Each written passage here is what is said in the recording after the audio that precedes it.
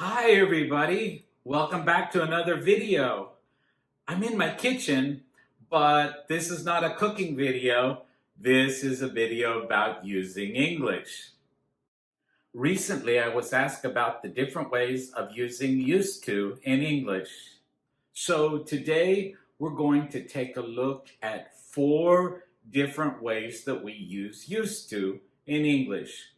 We're also going to focus on some pronunciation differences which help with the meaning. Let's get started. First, let's start with just used to, as in used to go. We have used followed by the infinitive to go. Here are some other examples. Used to work, used to live, used to play. We use this form to talk about something that was true in the past, but is not true anymore. Let's look at an example. George used to live in London, but he recently moved to New York. This means that George lived in London in the past, but not anymore. The form is just used, that's used in the past, followed by the infinitive, which is to plus the base form of the verb. The meaning here is very similar to George lived in London, but he recently moved to New York. But used to emphasizes that it's not true anymore. Here is another example. John used to smoke, but he quit last year. Here's another example that I think many of you might be familiar with. Messi used to play for Barcelona and PSG, but now he plays for Inter Miami. When we use used to plus the infinitive, notice the pronunciation, used to, or some people say used to. It sounds just like one word, used to, used to. Again, Messi used to play for Barcelona and PSG, but now he plays for Inter Miami. If we want to make the negative of used to, we just say didn't used to. So we could say Messi didn't used to play for Real Madrid, which means he didn't play for Real Madrid in the past, or he never played for Real Madrid. Now let's move on to be used to. Here we need to use an auxiliary verb of be before used, as in am used to, are used to, is used to for the present, and was used to, and were used to for the past. So our form would be am used to going. We're going to use the gerund after to in this case. The gerund is the base verb plus ing. So once again, our form is be used to going. But of course, when we use it in a sentence, we need to use am, is, or are, or was, or were. Be used to doing something is another way to say be accustomed to doing something. So instead of saying I am accustomed to getting up at 7 a.m., we can also say I am used to getting up at 7 a.m. I am used to getting up at 7 a.m. Here are a couple of examples.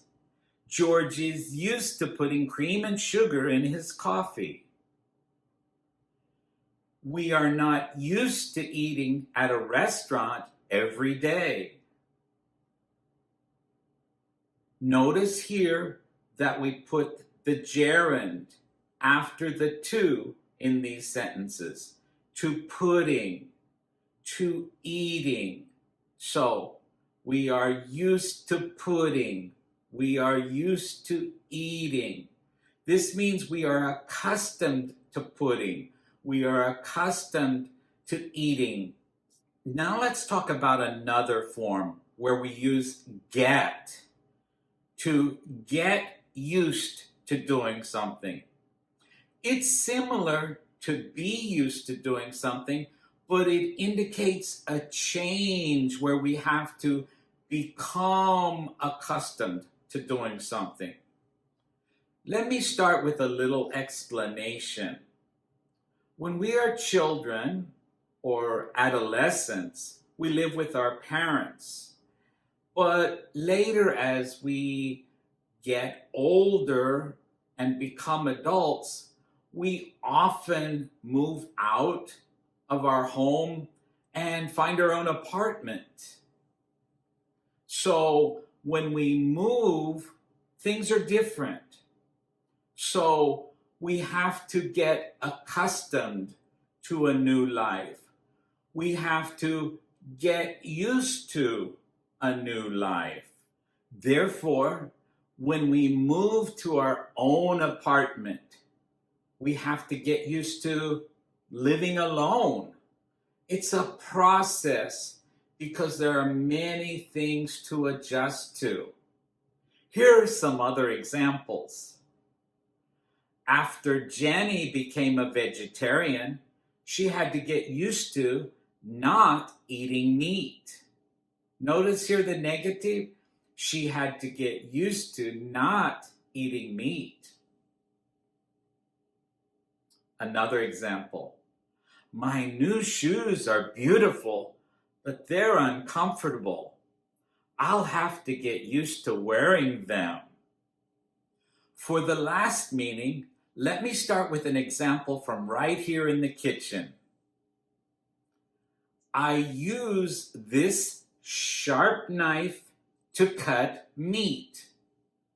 We often make a similar sentence, which in grammar is passive voice, like this. This sharp knife is used to cut meat. This is another way we use be used to. For this meaning, again, we start with the be auxiliary verb, then used, and then the infinitive. This sharp knife is used to cut meat. We use this form to show the purpose of something. In other words, the purpose of this knife.